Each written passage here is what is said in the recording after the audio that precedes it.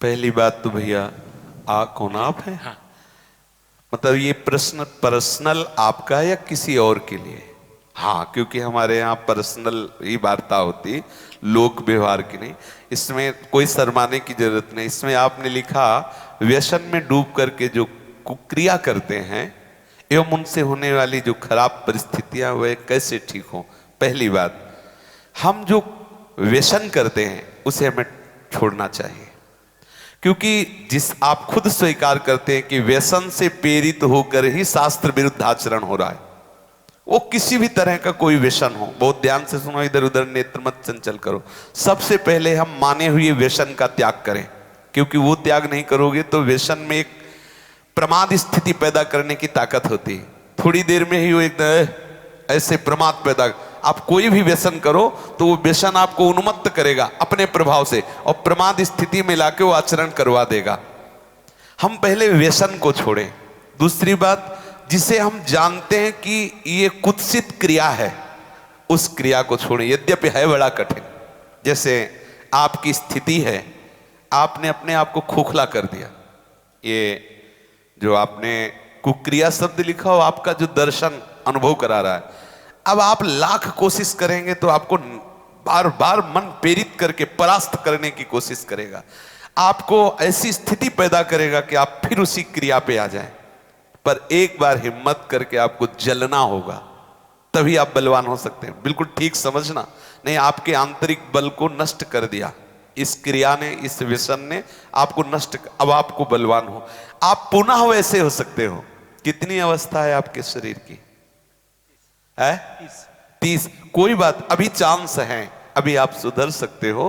तो आप पहले क्या व्यसन करते हो? अच्छा चलो जो भी हो, तो आप उसे आज नियम लो कि मैं नहीं करूंगा, छोड़ सकते हो? ऑलरेडी छोड़ दिया। ऑलरेडी मतलब बराबर छोड़ दिया। कुक्रिया, कुत्सित क्रिया, हाँ हम समझ रहे परसल, आप उसे छोड़ रहे हैं आज कसम खा के। नहीं, महीना पूरा होने में जो वो प्रमत्त स्थिति आएगी, वो सारे कसम असम खूंटी में टंगवा देगा, क्योंकि वो एक ऐसी उन्मत्तता होती, प्रमाद स्थिति होती है। किन्हीं लोगों के हृदय में ये धारणाएं भर दी गई हैं कि कोई एक थैली है ब्रह्मचर्य की, और जब वो ओवर हो जाती है तो वो हट जाती है, ऐसा धारणा बैठा। ऐसा नहीं है। जिन लोगों को ऐसा लगता है कि ये ब्रह्मचर्य रहा ही नहीं जा सकता, जिन लोगों को ये भावना है कि ये नष्ट ही हो जाएगा, कह रहे कि जैसे अपने लोग कसम खा लें कि हम ऐसा नहीं करेंगे, तो 2 दिन 4 दिन का जो आपका अभ्यास है वो तो आप रोकेंगे, लेकिन जब वो महीना 15 दिन होगा तो आपके अंदर फिर प्रमाद स्थिति आएगी। अगर उस स्थिति में आप क्रिया ना करें, कुछ दिन सह जाएं, तो उसका कुछ दिन जो आपका अभ्यास रहा है वो आपको भ्रष्ट करता रहेगा स्वाभाविक बिना क्रिया। तो आपको घबराना नहीं है, आप धीरे धीरे क्रमशः ठीक हो जाएंगे। इस विषय पे चर्चा हो चुकी है, पर आप इसमें कुछ प्राणायाम आवश्यक है। किसी योगी जो प्राणायाम के गुरु हैं उनसे आप मिल करके, क्योंकि हम तो वृंदावन के राधा आशिक हैं, हम ये फुस फसत सिखाते नहीं हैं। तो किसी योगी से प्राणायाम कुछ सीख लें, और कुछ व्यायाम, देहाती व्यायाम जैसे दंड बैठक, दौड़ लगाना आदि को, मतलब हमारी प्राण शक्ति को थोड़ा सा व्यायाम के द्वारा एक बल मिलता है। और कुछ आहार नियंत्रण, कि हम इधर उधर की वस्तुएं ना खाएं, वो उसमें पड़े हुए हैं वीडियो में कि ये चीज ना, जैसे ब्रह्मचर्य में सहायक सावधानियां, ब्रह्मचर्य में सहायक भोजन, वो उसमें उसको विस्तृत रूप से आप सुन लीजिए और उससे धारण। मुख्य बात है चिंतन बदलना, ये सब गौड़ बात है, मुख्य बात है चिंतन बदलना। यदि हमारा चिंतन विषय लोलुप बना रहा तो चाहे जितना सात्विक भोजन करो, चाहे जितना आप नहाओ धो पवित्र व्यायाम सब, लेकिन आप रोक नहीं सकते, क्योंकि चिंतन है। चिंतन बदलना अति आवश्यक है। उसके बदलने के लिए सत्संग, शास्त्र स्वाध्याय, नाम जप तीनों आवश्यक है। सत्संग और शास्त्र स्वाध्याय और नाम जप। भले गृहस्थी में हो, 30 मिनट अगर हम शास्त्र स्वाध्याय कर लें, मानो श्री स्वामी राम सुखदास जी की टीका जो की हुई गीता है, वो अमृत है साधकों के लिए। चाहे गृहस्थ हो चाहे विरक्त हो, जरूर स्वाध्याय करना चाहिए।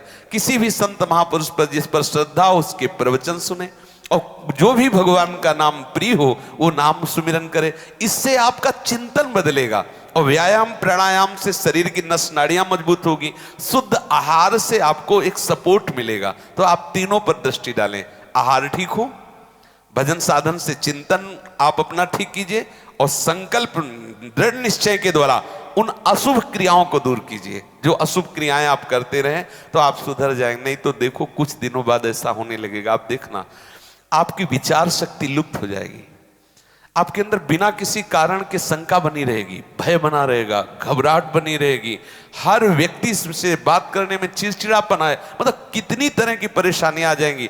देखो हमें किसी से लेना देना थोड़ी है, तुम हमारे आत्मा हो तो हम आपको सुख पहुंचाने के लिए कह रहे कि आप पुष्ट बनो, आप बलवान बनो, गृहस्थी भी बनो, तो स्वस्थ और सुखमय जीवन व्यतीत करो। अब देखो अभी आपकी अवस्था क्या, 30 वर्ष की अवस्था का जो मनुष्य शरीर है वो पूर्ण स्वस्थ हष्ट पुष्ट होना। देखो आप ऐसे लग रहे हो जैसे बहुत आप चिंताग्रस्त हो, आप बहुत परेशान हो। इससे हुआ क्या, आपने खिलवाड़ कर लिया, तो इसलिए बात है। अब सावधान हो जाइए। बोलिए अब क्या बात, जो आज सुना उससे जीवन में धारण करो, ठीक है।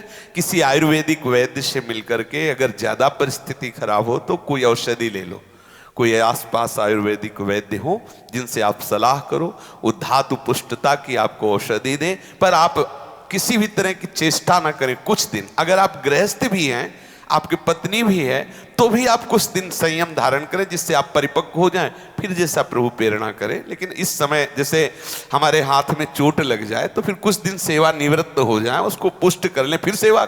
ऐसे ही गृहस्थ धर्म में भी यदि हम बहुत ब्रह्मचर्यहीन हो चुके हैं तो थोड़ा थोड़ा ब्रह्मचर्य का अभ्यास करके हम पुष्ट बने, तो फिर हम आगे गृहस्थ धर्म का निर्वाह कर सकते हैं। समझ रहे?